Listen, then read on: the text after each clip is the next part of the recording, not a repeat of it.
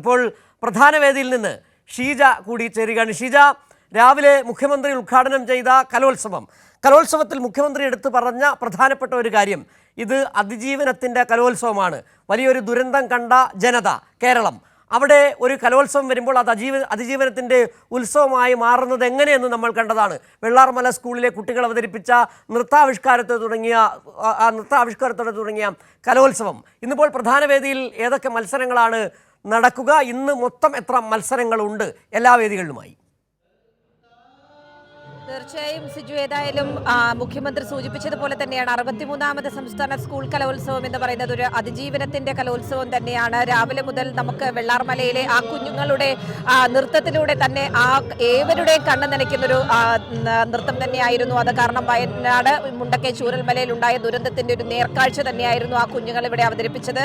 ഇപ്പോൾ എല്ലാ വേദികളിലും മത്സരങ്ങൾ പുരോഗമിക്കുകയാണ്. പ്രധാന വേദിയായിട്ടുള്ള MT നിലയിൽ ഭരതനാട്യം പുരോഗമിക്കുന്നു. ഉച്ചയ്ക്ക് ശേഷം സംഘനൃത്തത്തിലേക്ക് കടക്കും. ഇപ്പോൾ തന്നെ ഏതായാലും നിറഞ്ഞ സദസ്സിന് മുന്നിലാണ് ഈ ഒരു കലാപ്രകടനം പുരോഗമിച്ചുകൊണ്ടിരിക്കുന്നത്. വിവിധ വേദികളിലായി ഭരതനാട്യം, അതോടൊപ്പം തന്നെ നങ്ങ്യാർകൂത്ത്, ചാക്യാർകൂത്ത്, ഇതിനു പുറമെ 5 ഇനങ്ങൾ പ്രാദേശിക ഇനങ്ങൾ മത്സര വിഭാഗത്തിൽ ഉൾപ്പെടുത്തിയിട്ടുണ്ട്.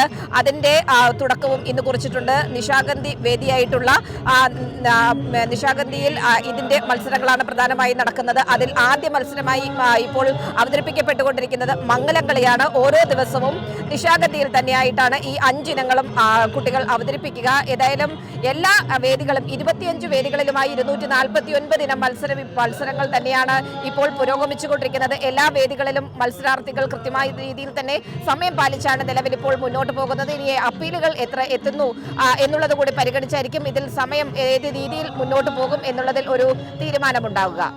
സിജു. ശരി, ഷീജയാണ് പ്രധാന വേദിയായ സെൻട്രൽ സ്റ്റേഡിയത്തിൽ MT നിളയിൽ നിന്നുള്ള വിവരങ്ങൾ നൽകിയത്. ഇന്ന് നിരവധി മത്സരങ്ങളുണ്ട്. ഏകദേശം 20,000-ഓളം വിദ്യാർത്ഥികളാണ് ഈ അനന്തപുരിയിൽ കലോത്സവത്തിൽ മാറ്റുരയ്ക്കാൻ എത്തിച്ചേർന്നിട്ടുള്ളത്. 63ാമത് കലോത്സവത്തെ വലിയ തരത്തിലാണ് കേരള ജനത ഏറ്റെടുക്കുകയും ചെയ്തിരിക്കുന്നത്.